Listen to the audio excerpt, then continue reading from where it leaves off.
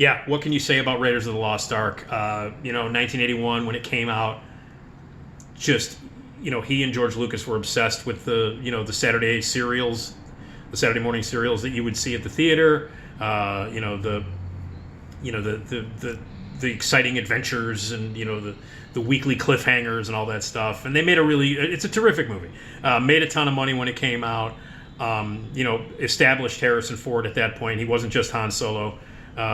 He became Indiana Jones, and he was like the biggest sort of action superhero. The next year he did Blade Runner, which 5 people saw. Again, summer of 1982, a dark science fiction movie like Blade Runner gets pounded by fucking E.T.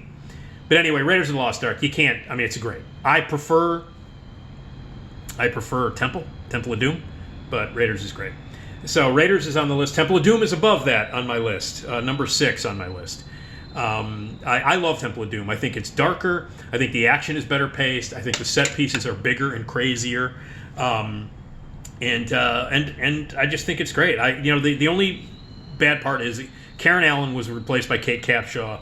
And Kate Capshaw is, really annoying in the movie and not nearly as cool. Will never be as cool as Karen Allen was in the first movie. But Spielberg was having sex with her. So he put her in the movie.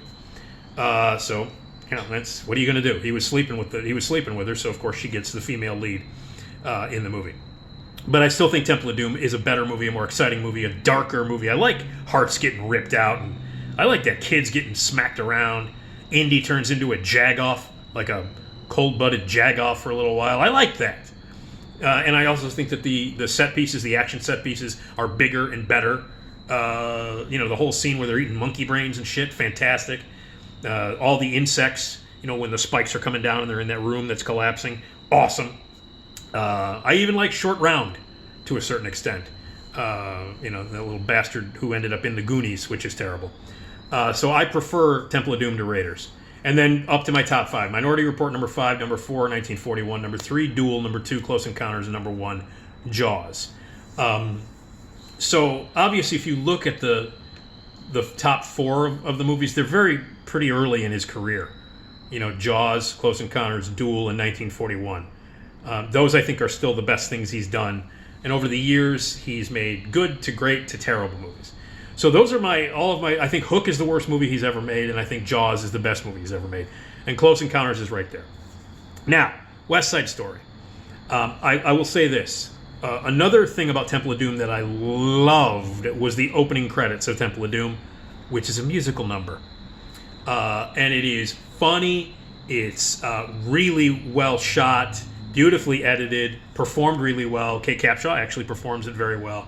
It's a whole big, sort of extravagant, old-fashioned musical number that evokes, the 40s and when the film takes place.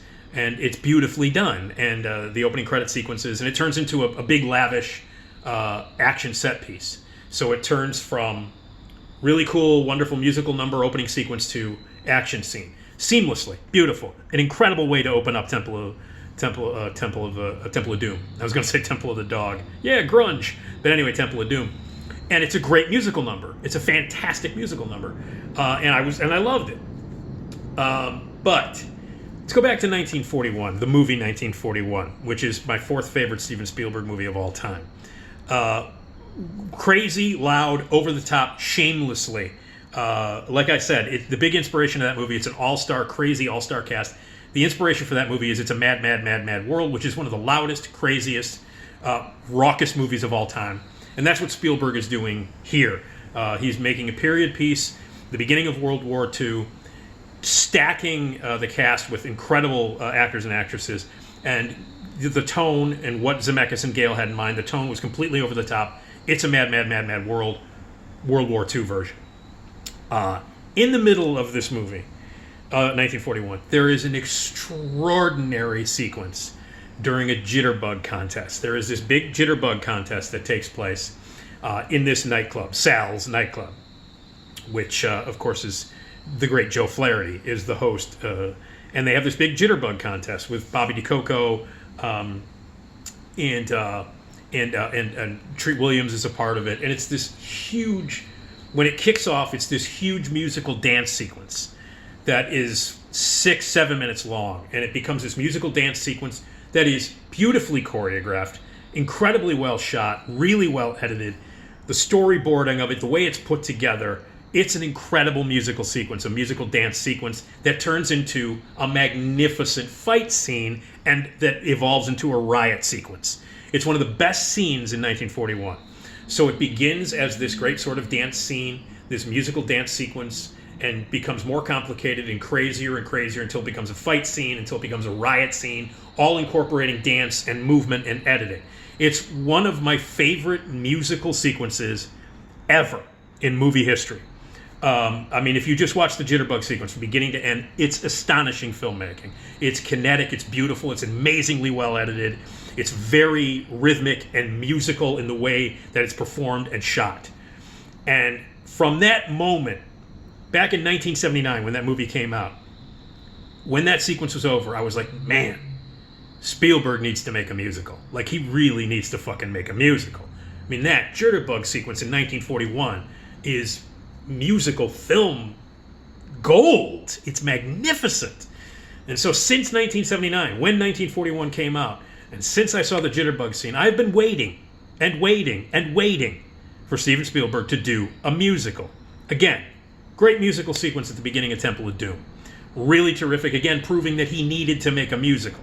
This is like 5 years after 1941. He makes Temple of Doom, opens it with this incredible musical sequence. And he's always been good with music, like his partnership with John Williams and other composers, and using music in his movies. He's always, Spielberg's, one of his strengths is actually using music in his movies, editing and putting songs and scenes together and scores together.